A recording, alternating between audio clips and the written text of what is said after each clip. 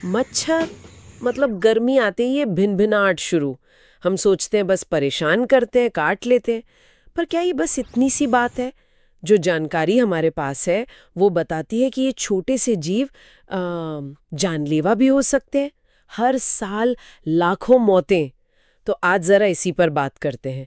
कौन सी बीमारियां हैं, कितनी खतरनाक, और हाँ, इनसे बचे कैसे। तो चलिए शुरू करते हैं। पहली बीमारी जिसका नाम बहुत सुना है, डेंगू। हाँ, डेंगू काफ़ी कॉमन है, पर इसको हल्के में लेना ठीक नहीं। तेज़ बुखार, बदन दर्द, ये सब तो है ही, पर जो सबसे चिंता वाली बात है वो है प्लेटलेट्स का गिरना। मतलब वो काफ़ी तेज़ी से गिर सकती हैं। हाँ, प्लेटलेट्स, मैंने सुना ये खून के थक्के बनाने में मदद करती हैं। बिल्कुल। और जब ये बहुत कम हो जाती हैं तो ब्लीडिंग का खतरा बढ़ जाता है। अंदरूनी ब्लीडिंग भी हो सकती है। कुछ खास तरह के डेंगू वायरस में, जैसे DNV2, ये गिरावट बहुत तेज़ होती है, और अगर सही टाइम पे इलाज ना मिले तो ये जानलेवा हो सकता है। बाप रे, ये तो वाकई गंभीर बात है। अच्छा, ये तो हुई डेंगू की बात। अब अगर मलेरिया को देखें, वो इससे अलग है ना? बिल्कुल। उसमें तो परजीवी की बात होती है। हाँ, बिल्कुल अलग। मलेरिया में क्या होता है कि वो एक खास किस्म का मच्छर है, मादा एनोफिलीस। जब वो काटता है तो प्लाज्मोडियम नाम का परजीवी हमारे खून में चला जाता है। परजीवी मतलब कोई कीटाणु जैसा? हाँ हाँ, समझ लीजिए वैसा ही। ये फिर लिवर में जाता है, फिर खून की लाल कोशिकाओं पर हमला करता है, और इसी वजह से मलेरिया में वो टिपिकल लक्षण दिखता है। तेज ठंड लगना, कंपकपी छूटना, और फिर तेज बुखार आना। ये एक साइकिल में होता है।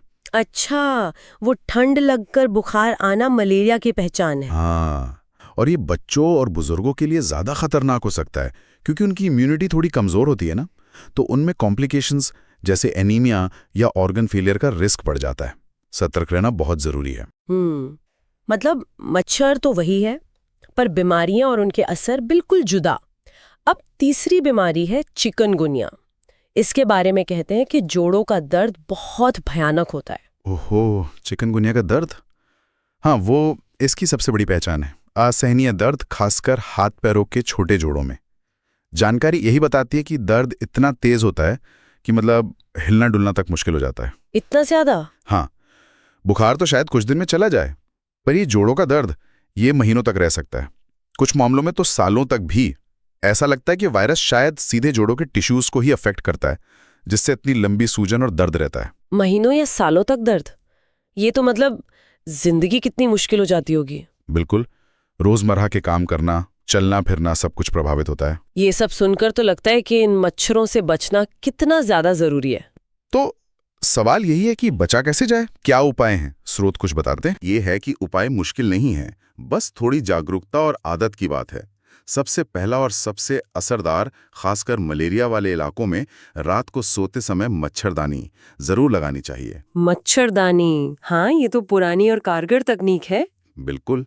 और क्योंकि डेंगू और चिकनगुनिया वाले एडीज मच्छर दिन में ज्यादा काटते हैं। अच्छा, वो दिन में काटते हैं? हाँ, ज्यादातर।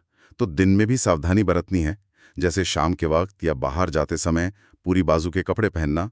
हल्के रंग के कपड़े बेहतर रहते हैं। और सबसे महत्वपूर्ण, मच्छरों को पनपने ही ना दें।